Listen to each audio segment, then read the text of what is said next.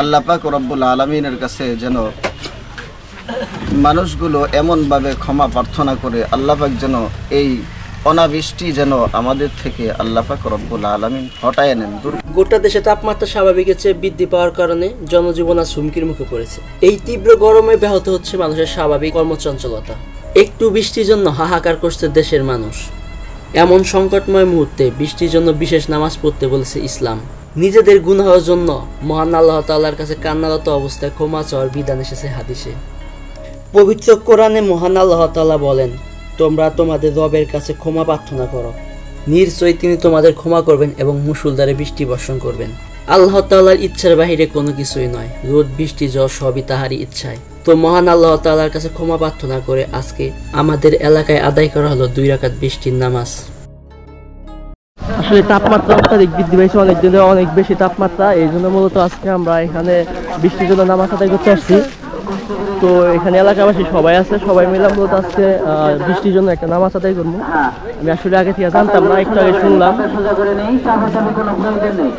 বর্তমান সময়ে এই গরম আবহাওয়া থেকে ধর্মপ্রাণ মুসলমানরা আমরা সবাই সমবেত হয়েছি, যাতে আল্লাহর কাছে আমরা ইস্তেগফার করে আল্লাহর কাছে দোয়া প্রার্থনা হবে যাতে বৃষ্টি হয় এবং এই যে বর্তমানে যে গরম থেকে আমরা সবাই পরিত্রাণ পাই। আল্লাহ পাক রব্বুল আলামিন যেরকমভাবে এই অনাবৃষ্টি, এরকম মহামারী, মনে করেন অভাব অনটন দুর্ভিক্ষ, এগুলো আসলে আমাদের গুনাহের কারণেই হয়।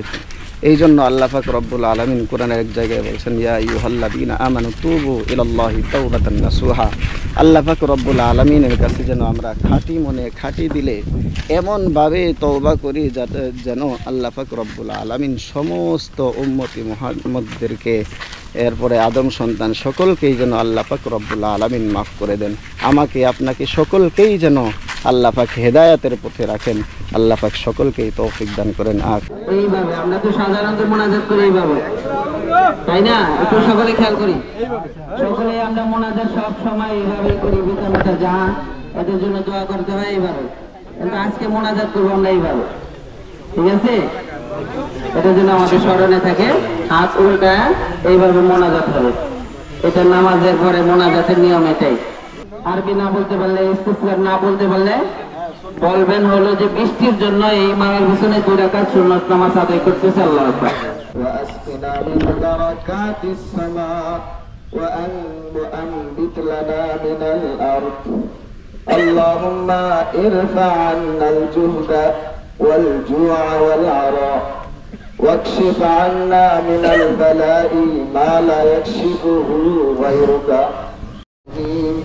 إنك حليم مجيد اللهم بارك على محمد وعلى آل محمد كما باركت على إبراهيم وعلى آل إبراهيم إنك حميد مجيد الحمد لله رب العالمين ربنا ظلمنا أنفسنا وإن لم تغفر لنا وترحمنا لنكونن من الخاسرين ربنا اغفر لي ولوالدي وللمؤمنين يوم يقوم الحساب حسبنا الله ونعم الوكيل نعم المولى ونعم النصير يا أول الأولين يا آخر الآخرين يا ذا القوة المتين يا راشم المستقيم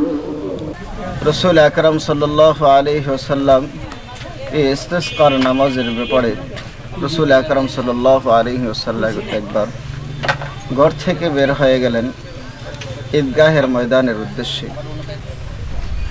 এরপর 2 রাকাত সালাতুল ইস্তিসকার নামাজ পড়লেন। মুসল্লিদের উদ্দেশ্যে তওবা এবং ইস্তিগফারের কথা বললেন। আল্লাহ পাক রব্বুল আলামিনের কাছে যেন মানুষগুলো এমনভাবে ক্ষমা প্রার্থনা করে আল্লাহ পাক যেন এই অনাবৃষ্টি যেন আমাদের থেকে আল্লাহ পাক রব্বুল আলামিন হটায় নেন, দূর করে নেন।